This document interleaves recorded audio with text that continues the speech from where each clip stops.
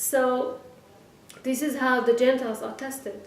And the history proves, says Rav Kook, that Yehuda was right and not Yosef in Chag Chanukah.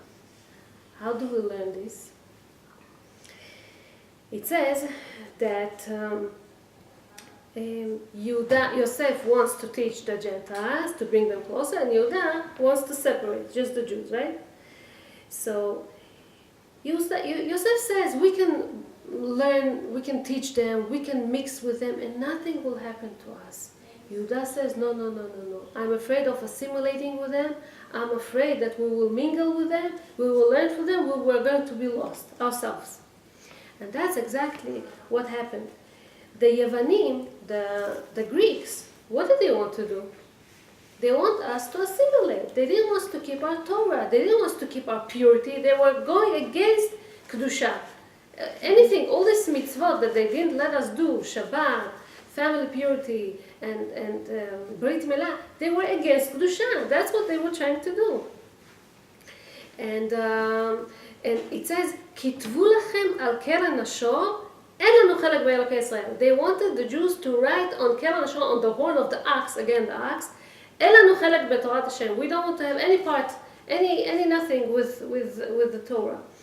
So that's what the Yevanim, the Greeks, they wanted us to go with the method of Yosef. That we want to be with everybody, we want to come, make them closer, we want to be with them. And they didn't understand that this is when Yehuda won. This is when Yehuda, they took action. Yehuda said, they were afraid in their war. It says, "Ufartzu chomot migdalai." They broke the walls that were around Israel. That's what they wanted to do. But this is when Israel won them, when they decided they want to go with the Torah way and not the other way.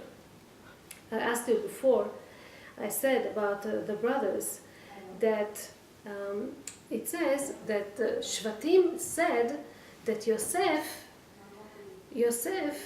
he's a bit dangerous. Because of Yosef, from Yosef came this Yerovam ben Nevat, that we worshipped idols and stuff like that. The tribes didn't know how to get rid of Yosef. What should we do? We should get rid of them because it's very dangerous. And this is why Shimon and Levi were the first one that gave so much. They went to fight against Shechem, against assimilation. They wanted to save Dinah. And they were fighting against assimilation. And but Yerovam was after. Yerovam, I don't know. So how do they know that? They see they know in the prophecy there were great people that something bad is going to come out of him. They wanted to get rid of Yosef before all this problem starts. They knew that Yerovam is going to come out of him. They believe that it's because of him, because of his method, and only bad is going to come out of it. This is so. Chag Chanukah, it completes the holiday of Sukkot. See, there's a lot of similarities between Sukkot and Chanukah. Chanukah is for 8 days and Sukkot is for 8 days. By Chanukah and in Sukkot we say all the Hallel, we complete the Hallel, Hallel Shalem we say. Both of them, we have to glorify, in the Chanukah, Shemen Zayit, and it's more important, and in Sukkot, etrog, muda, beauty, you have to make the sukkah look nicer and stuff like that. In both of them, there's something that's getting out of the house. In the sukkah, you have to eat in the sukkah outside the house, and also the little candles, it's for the outside of the house. So from the windows, people will see this light of Chanukah. The clouds that we got were because of Aaron HaKohen, okay? And because of Aaron HaKohen, we also have Chanukah, because it says, Shalcha Gadol Mishalayim, Hashem gave Aaron this privilege. Both of them, it says also that whenever they're above 20 Amah, the Chanukiah and the Sukkah, it's Pasul. So there's a lot of similarities over there. And in Sefer Cheshmonaim it says that Chanukah was fixed as a complete to Chag Sukkot that they missed. But besides this, there's this spiritual ideology over there that Chag Sukkot represents being open to the Gentiles, and Chanukah represents being closed, separating ourselves from the Gentiles, because, and here is where Yosef admits that Yehuda was right all the way. This is something that, whatever Yosef represents, is maybe good only to himself, but not to a lot of people, not. And Yehuda says, be careful, don't humble yourself, and he was right. So we know that in the end, it says in Sefer Yechezkel that Yehuda and Yosef, they will combine together. There's a prophecy that Hashem will take this tree from Yehuda and tree from Yosef, put them together, and we will have only Mashiach ben David. It speaks about Mashiach ben Yosef. I don't want to get too much into it. Just wanted to mention one more thing about Chanukah. In Chanukah we say Al HaNisim, Al HaFurqan. We say this tefillah in Shmoneh Esrei, and we say it in Birkat Hamazon. We start בימי מתתיה ben Yochanan Kohen Gadol Chashmonai. Why do we have to say בימי מתתיה ben Yochanan? When we say Al HaNisim about Mordechai and Esther, we don't say who was the father and the mother of Esther. Why do we have to say about Yochanan? Who's Yochanan? Why do we have to mention that Mordechai, that Matityahu was the son of Yochanan? So look at something interesting that says the grandson of Rabbi Shem Tov, of Mezhibush. He says something interesting. He says that Yochanan Kohen Gadol was that Yochanan that for 80 years was Kohen Gadol, and then in the end of his days he became Tzedaki, became a Reformed Jew. And why we have to mention him? Okay, because Yochanan, it says that the Tzedakим were demanding him to make the spices, the cloud that comes from the Ktorot, from the spices, outside before entering the Kodesh Kodeshim. And he did whatever they have done, whatever they've asked him, and he failed over there. And his son Matityahu, he comes and he fixes the problem, the sin of his father, Yochanan. And this is the reason that we make Ner Chanukah outside to fix whatever Yochanan did. And also they say that there's a lot of things, I don't want to get too much into it, it's very interesting, but they say also that Chanukah is a special time for fixing sins and problems. They say that Yochanan Kohen Gadol made such a big damage that he became tzedaki after 80 years of working in the Holy Temple. All of a sudden something got changed over there in his mind, and he got crazy. And who was his Gilgul?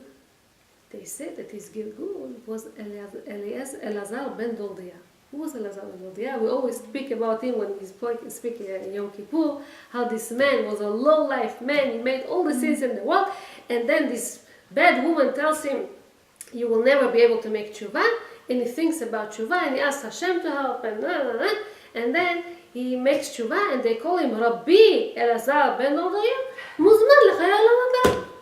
And there's, how come Rabbi? He never taught other women, never learned himself, never taught other people. How come he becomes Rabbi all of a sudden? So they say that Yochanan Kohen Gadol, with all his damage, gave all his powers to his Gilgul, Elazar ben Dordiah, and in one moment he became to such a high level in spirituality, which is hard to understand. This Chanukah has a special power for people to make tshuva, especially today. Today is Rosh Chodesh Tevet. Some say that Rosh Chodesh Tevet is the day that Avraham Avinu passed away. כתוב תיקבר בשיבה טובה, as the initials of Tevet. And this day that he passed away, Ishmael, his son, made tshuva. So it's a special day to pray for people that you know, that are far from the way, that are assimilated. Maybe he's thinking about not a Jewish girl, or she thinks about not a Jewish man. All kind of bad thoughts and stuff like that. This is the time to pray. Kids that have influence of other friends and whatever. This is the time to pray. let me finish with the Haftarah that we read in Chanukah, in Shabbat Chanukah. It comes from Sefer Zechariah. Speaks there about the Yehoshua Kohen Gadol. Yehoshua was the Kohen Gadol at the time of the Zechariah. This is the time when Jewish people come back from the exile from Babylon to Israel. You see, when they were 70 years in Babylon, what happened? They found their way over there, they established themselves, they become rich, they make business, they plant fields and vineyards, and they assimilate. It says that Yehoshua Kohen Gadol was wearing dirty clothing. What does it mean? What does it represent that he was wearing dirty clothing? It says that his sons got married to non-Jewish girls. Yehoshua Kohen Gadol. And he was standing there with dirty clothing, and the prophet tells him, take off your clothing, he puts on him a new turbans and tzniff tahor, new clothing and everything. Basically tells him from now on, you have to follow whatever it says in the Torah, and make sure that your kids following whatever it says in the Torah. And this is the time that we read it in Chanukah, in Shabbat of Chanukah. You have to believe that Hashem, even in the most tough times, in the exile, in a troubled life and stuff like that, is above you, is over you, takes care of you. And it ends with lo b'chayil v'lo b'koach. Nobody can win Israel with, we don't care about physical forces and weapons. Ki im beruchi. Okay, the spirituality, that's what counts. And this is Chanukah, the spirituality, this small little oil that wins all this darkness that we are in this exile. Thank you. Beautiful. Questions? The red button. Questions? The red button. Today is Rosh Chodesh.